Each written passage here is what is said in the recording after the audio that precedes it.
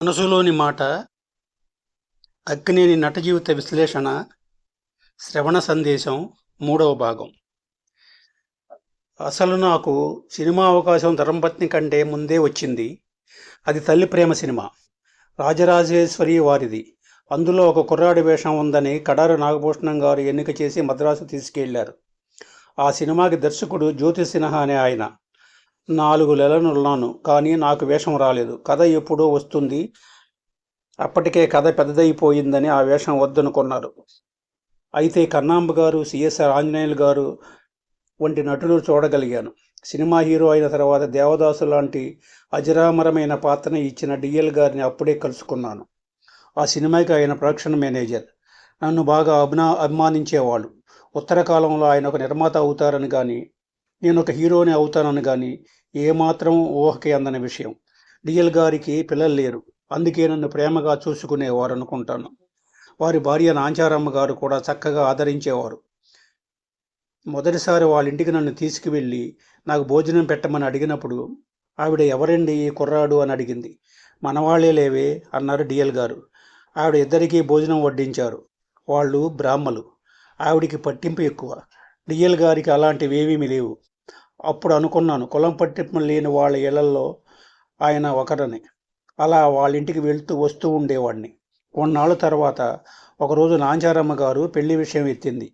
అబ్బాయి చక్కగా ఉన్నాడు, మా మరదలుంది కదా దాన్ని అనగానే డిఎల్ గారు గొల్లును నవ్వి, కమ్మవారి అబ్బాయే, అలా చెబితే నువ్వు భోజనం పెట్టవని అబద్ధం ఆడాను అన్నారు. జీవితంలో అప్పుడప్పుడు ఇలాంటి తమాషాలు జరుగుతూ ఉంటాయి.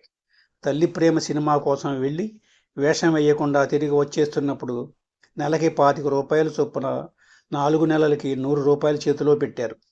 100 రూపాయల సంపాదన మాటకేం కానీ మొదటి ప్రయత్నం అలా విఫలమైంది.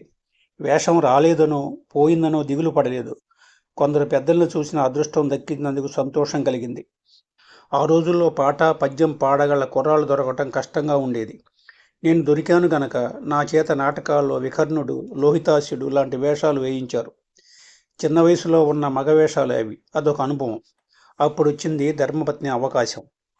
1940లో ఫేమస్ ఫిలిమ్స్ వారి పి పుల్లయ్య గారి దర్శకత్వంలో ధర్మపత్ని సినిమాని కొల్హాపూర్లో ప్రారంభిస్తున్నారని విని మా అన్నయ్య ఎలాగో వేషం సంపాదించాడు. తీరా వెళ్తే అనుకున్న వేషానికి పెద్దవాడిని అయిపోయానని పిల్లలతో పాటు ఒక వేషం వేయించారు. అందరం కలిపి ఆనందం ఆనందం ఆయనే అని ఒక పాట పాడే సన్నివేశం అది. అది ధర్మపత్నికి చక్రపాణి గారు మాటలు రాశారు గనక ఆయన అక్కడే ఉన్నారు. భానుమతి గారు, శాంతకుమారి గారు అలా కొందరు పెద్దలంతా ఉండేవారు. కానీ నేను మాత్రం పిల్లలతో కలిసి ఆడుతూ పాడుతూ తిరిగేవాడిని. పుల్లయ్య గారు పిలిచి, ఒరేయ్, నాటకాల వాడివి గనుక ఏదైనా మంచి పద్యం చదవరా అంటే ఇందుగలడందు లేడని సందేహంబు వలదు అని చదివేవాడిని. చాలు ఊరుకోరా, ఎప్పుడు ఆ పద్యం తప్ప ఇంకోటి రాదు నీకు, వెధవల్లం అని తిట్టారు. ఒక్కసారి ఒళ్ళు జల్లుమంది. ఈ తిట్టు ఎందుకనో నాలో బలంగా నాటుకుపోయింది. ధర్మపత్నిలో నాది వేషం అని కాదు కానీ తెర మీద కనిపించాను గనక అదే నా తొలి సినిమా లెక్క వేసుకున్నాను. మళ్ళీ నాటకాలు ప్రారంభించాను. సశేషం.